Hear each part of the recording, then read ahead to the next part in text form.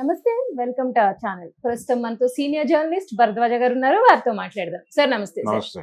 Sir party ఫిరాయించిన BRS ఎమ్మెల్యేలకు assembly కార్యదర్శి నోటీసులు ఇచ్చారు కదా సార్, అసలు ఈ ఇష్యూని ఎలా చూడాలి సార్? అంటే అధికారంలో ఉన్న పార్టీలోకి అధికారం కోల్పోయిన పార్టీ తాలూకా ప్రజాప్రతినిధులు ట్రావెల్ అవ్వటం అనేది ఒక సహజ పరిణామంగా నడుస్తోంది. అయితే పార్టీ ఫిరాయింపుల నిరోధక చట్టం అని చెప్పి ఒక చట్టం చేసుకున్నాం మనం. Okay sir. అంటే ఇది ప్రారంభంలో లేదు. నిజానికి గతంలో పార్టీ ఫిరాయింపులు అనేవి చాలా ఈజీగా నల్లేరు మీద బండి నడకలాగా జరిగిపోయాయి. అంటే తమ పార్టీ అధికారంలోకి రానప్పుడు తాను ఎమ్మెల్యేగా ప్రాతినిధ్యం వహిస్తున్నటువంటి నియోజకవర్గ ప్రజల కోరికలు తీర్చడం కోసం తాము పార్టీ మారుతున్నట్టుగా వీళ్ళు ప్రకటించేవాళ్ళు. అంటే ప్రతిపక్షంలో ఉండి ప్రభుత్వాన్ని అడిగితే పనులు జరగవు కాబట్టి ప్రజలకు తాము ఇచ్చిన హామీలు నెరవేర్చడం కోసం అధికార పార్టీలో చేరుతున్నామని ఒక పేపర్ ప్రకటన ఇచ్చి వెళ్ళిపోయి చేరిపోయేవాళ్ళు. ఇది ప్రొసీజర్గా జరుగుతున్నటువంటి సందర్భంలో దీని మీద దేశవ్యాప్తంగా విపరీతమైన నిరసన మొదలైంది.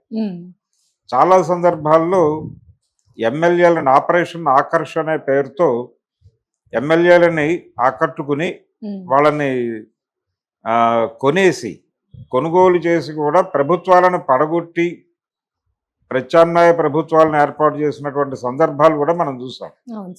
ఉదాహరణకు ఆంధ్రప్రదేశ్ చరిత్రలో, ఉమ్మడి ఆంధ్రప్రదేశ్ చరిత్రలో నాదెండ్ల భాస్కరరావు గారు చేశాడు అది.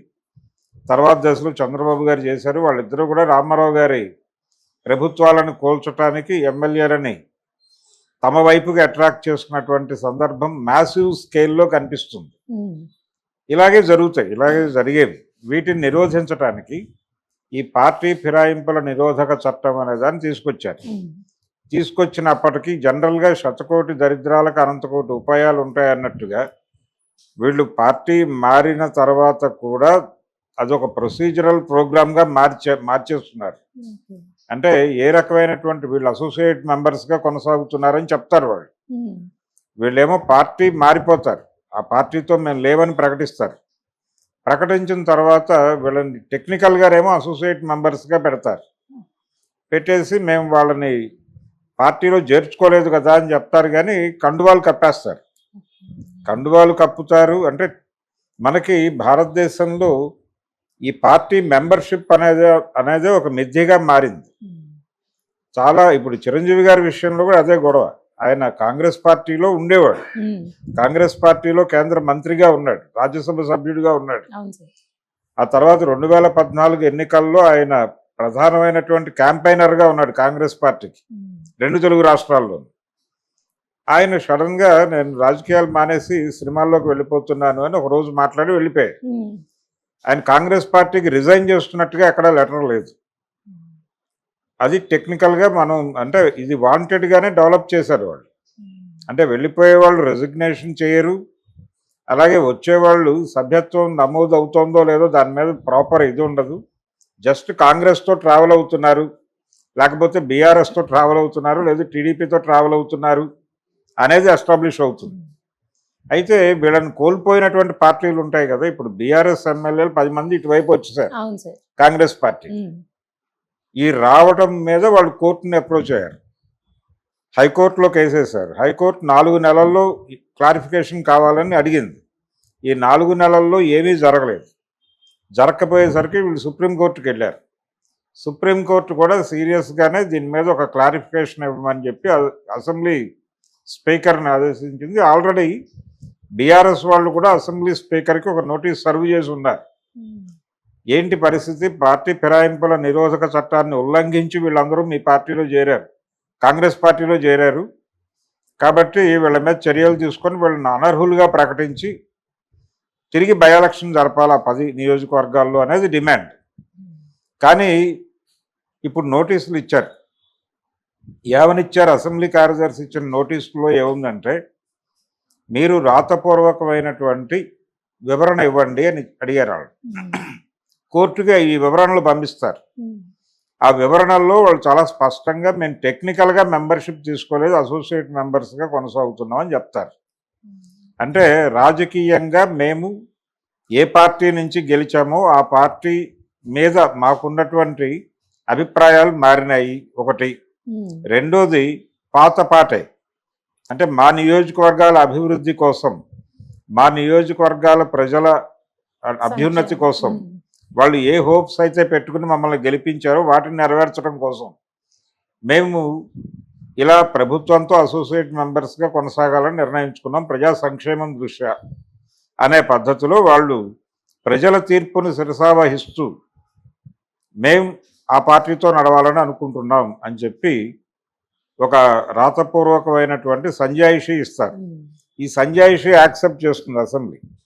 యాక్సెప్ట్ చేసిన తర్వాత అసెంబ్లీ యాక్సెప్టెడ్. రెండోది వీళ్ళు అసోసియేట్ మెంబర్స్, వీళ్ళకి అధికారికమైనటువంటి పార్టీ సభ్యత్వాలు పాడు ఉండవు కాబట్టి ఈ కేసును కొట్టేస్తుంది కోర్టు.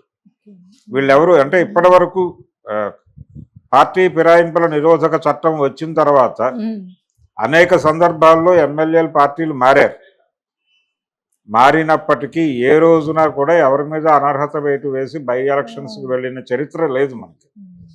అంటే వైఎస్ రాజశేఖర రెడ్డి గారు ముఖ్యమంత్రిగా ఉండగా దాదాపు 7 టీఆర్ఎస్, అప్పుడు బీఆర్ఎస్ కాదు, అప్పుడు టీఆర్ఎస్ ఎమ్మెల్యేలని 7 ఆయన అట్రాక్ట్ చేశాడు ఆపరేషన్ ఆకర్షణ అనే పేరుతో. టీడీపీ నుంచి చాలామంది ఎమ్మెల్యేలను అట్రాక్ట్ చేశాడు. వాళ్ళందరికీ రకరకాల చోట్ల ఫెసిలిటేట్ చేశాడు. ఇప్పుడు బీఆర్ఎస్ గొడవ ఏంటి?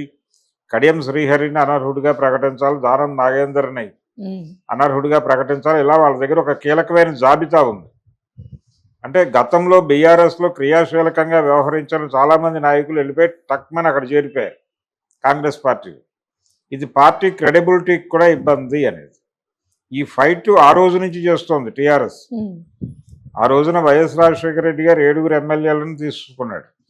దాని మీద రోజువారీ చర్చలు జరిగేవి. అంటే వీక్లీ ఒకసారి ఆ కమిటీ సమావేశం అయ్యేది. వీళ్ళు వెళ్ళేవాళ్ళు, కొంతమంది వెళ్ళేవాళ్ళు, కొంతమంది వెళ్ళేవాళ్ళు కాదు. అసెంబ్లీ కాల పరిమితి పూర్తయ్యే వరకు ఈ కేసు నడుస్తుంది. అదే జరిగింది అప్పుడు కూడా. తర్వాత బీఆర్ఎస్ అధికారంలో ఉన్నటువంటి 10 ఏళ్లలో కూడా కాంగ్రెస్ పార్టీ నుంచి చాలామంది వెళ్ళి చేరారు. అందులో చేరినప్పుడు కాంగ్రెస్ పార్టీ కూడా ఇదే మాట్లాడింది. అప్పుడు కోర్టు కేసులు అయినాయి. అసెంబ్లీ కాల పరిమితి తీరే వరకు, అంటే 5 ఏళ్ళు కంప్లీట్ అయ్యే వరకు ఇవి డ్రాగ్ అవుతూ ఉంటాయి. ఇప్పుడు కూడా అదే జరుగుతుంది. వీళ్ళు 10 మంది మీద ఇప్పుడు వాళ్ళు నోటీసులు సర్వ్ చేశారు, వీళ్ళు సమాధానాలు ఇస్తారు. ఈ సమాధానాల మీద డిస్కషన్స్ జరుగుతాయి. ఈ డిస్కషన్స్లో కౌంటర్ అవతల అభిప్రాయాలు స్వీకరిస్తారు. ఇదంతా కూడా ఈ 5 ఏళ్ళు పూర్తవుతుంది. పూర్తయి ఎలక్షన్కి వెళ్ళిపోతారు. నిర్ణయాలు ఏమి ఉండవు. ఎలక్షన్ టైంకి, ఎలక్షన్లో పబ్లిక్ మూడ్ ఎలా ఉంటే అటువైపుకి డైవర్ట్ అయిపోతారు అందరూ. గెలిచిన తర్వాత మళ్ళీ కథ మామూలే, ఆట మొదలవుతుంది మళ్ళీ.